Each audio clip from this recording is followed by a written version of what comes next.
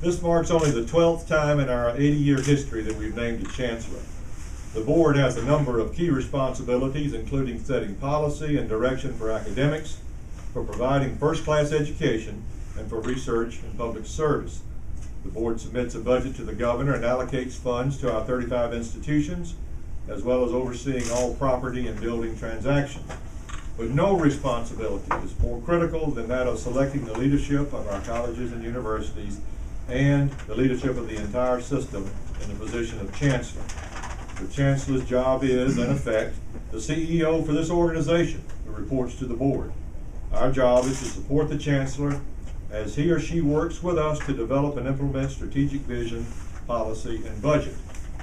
But the chancellor here is more than a CEO. The chancellor must work with the governor in the capacity of the head of a major state agency. The chancellor must work closely with our funding partners in the General Assembly. The chancellor must set the tone and inspire and motivate over 40,000 faculty and staff. And the chancellor must ultimately look after the educational interest and the well-being of our soon-to-be 320,000 students. This is a tremendous job, and thus the responsibility on us as a board is to get it right. We've been blessed throughout our history with outstanding leaders in the chancellor's position. Our current chancellor, Errol B. Davis, Jr., certainly has worked tirelessly to strengthen the university system. With the board's action today, we will have uninterrupted leadership, as Hank Huckabee will be ready to assume the chancellor's position immediately upon Chancellor Davis's retirement. In fact, Mr. Huckabee will begin his orientation to the university system next week. Let me thank our search committee and its chair, Regent Kessel-Stelling, for their dedicated work. It has been noted in numerous articles and editorials in the press statewide. Clearly, Hank Huckabee is seen as the person the system needs at this important time. He will serve the university system, the Board of Regents, and the state well as we address the many significant challenges of the present and as we prepare for the future. Hank has a huge job ahead of him, but his background and experience put him in a unique position to begin his work fully engaged and extremely well informed. He knows the system, he knows the state, he knows the issues. Welcome aboard, Hank. Thank you. Yep.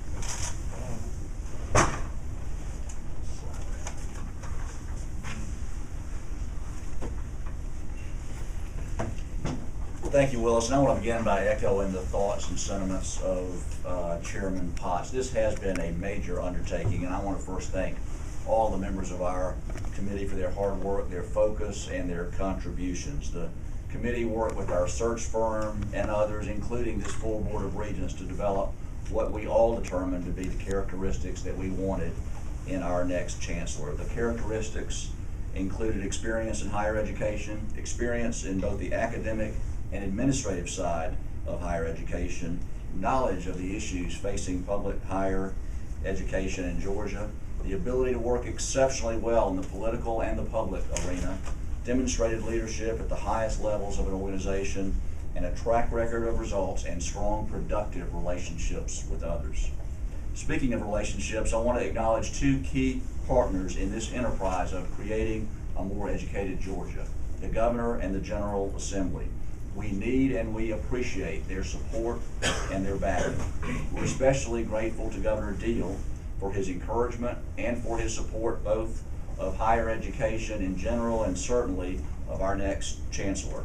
Support from the Governor, the General Assembly, this entire Board of Regents, our 35 colleges and university presidents, and Georgians all across the state is so crucial to any chancellor's success, and I believe we have selected a chancellor who has certainly earned and enjoys that support.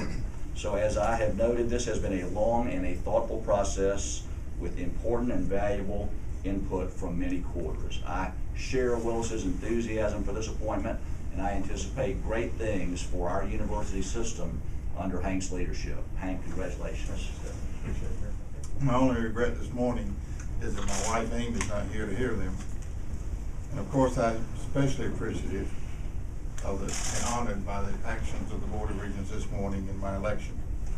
I pledge to them my total support and commitment as together we work to address the challenges and opportunities for the university system. On a personal note, I cannot refrain from reflecting on my 40-year career in public service, one that began at Georgia State University and concluded at the University of Georgia in 2006. During that span, I've been blessed beyond measure. I have the greatest family in the world that is anchored by my wife, Amy, of 46 years. And each of my work experiences have been challenging and rewarding and afforded me the opportunity to work with and know countless wonderful people, many of whom have remained good friends to this day. However, never during all of these years, 17 of which were in the university system, did I ever imagine being or aspiring to be the Chancellor of the University System of Georgia. Despite my election this morning, quite frankly, it's still hard to believe.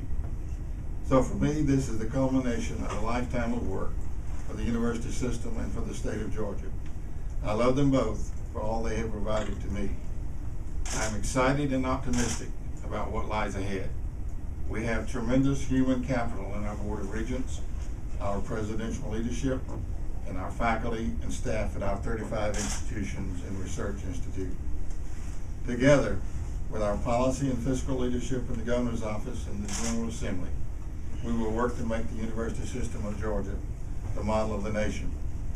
Also, let me say that I look forward to working collaboratively with our other educational partners, State Superintendent John Barge and Commissioner Ron Jackson, as we seek to meet the educational needs of Georgia's young people. And on a final note, I want to associate myself with the remarks of Chairman Potts regarding our friend and colleague, Chancellor Harold Davis. I appreciate and respect his term of leadership of the university system, much of which was during a period of strong financial stress. And I am particularly grateful for his warm and gracious welcome and his commitment to assist me during this time of transition. His knowledge, experience, and advice will be invaluable to me in the months ahead. Thank you. We'll open the floor for questions. Again, if you just identify yourself in case all of our speakers don't know necessarily who you are or who you're with. So I'm opening the floor for questions. I'm Greg Blueston with the Associated Press. Hi, Chancellor Huckabee. What do you view as your single greatest challenge, and how do you plan to handle that? Well, there are a lot of challenges, particularly in a system that is large and complex as this one is. It's always dynamic. Those challenges will change from day to day. But my most immediate focus will be on hiring a new academic vice chancellor. As you know, Dr. Herbst is going to the University of Connecticut, the new president there. She will be greatly missed here. And that is a key role that we must fill, and I hope we can begin that search process immediately. More questions?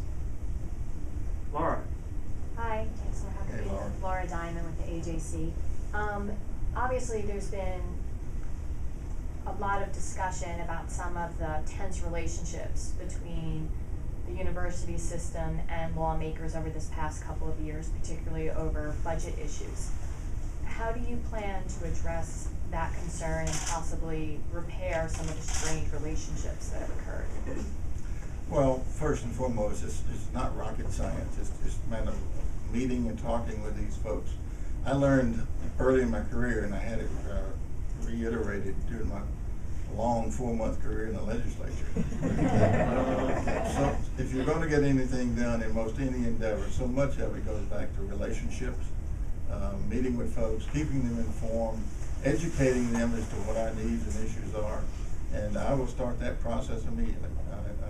I know every member of the legislature is important, but those in key leadership positions are people that I'll focus on immediately. And of course, working closely with the governor and his staff as we sort of, together with the Board of Regents, craft a vision of where we want the system to go over the next few years. That is something we'll start on immediately, but it's a never-ending process. You maintain good relationships by staying in touch with people, and we'll do a lot of that. Other questions? Many parents and students are concerned about, meeting the cost of education or paying for the cost of education in Georgia, and they're concerned about future tuition increases. What do you say to them in light of some of the lost of hope dollars? Well, I think it's safe to say that the Board of Regents itself and our various institutional presidents are always concerned about the cost of higher education. We will look very strongly at the model of higher education in Georgia and to see if there are ways in which we can be more frugal and more efficient. But I would never say that there won't be future increases in tuition and fees. The financing structure in Georgia is such that, you know, we have two primary sources of funding. One through the state government, the funding formula, and then tuition and fees are charged at the various institutions. If those get out of balance, and quite frankly, because of the economic situation the last few years, they have gotten out of balance, because we're back to mid-90s levels of state funding. So if that goes way down, the only other avenue for us to raise money to continue higher education in Georgia is to raise tuition and fees. We're going to work very hard, one, to minimize those increases, but at the same time work very hard to see if we can bring those two components back into balance. There's an idea still in the legislature about tying tuition increases to inflation. How do you feel about that? I have some concerns about that. I think it's been tried in a couple of other states and it's not worked well. That will be one of my top priorities in working with the board and working with key legislative leadership to try to prevent that from happening, certainly anytime soon. We think that it's important to maintain the board's flexibility in managing from a policy perspective, not only the academic mission, but also the financial structure that underpins that. Other questions? Going once? Going twice? Okay, thank you.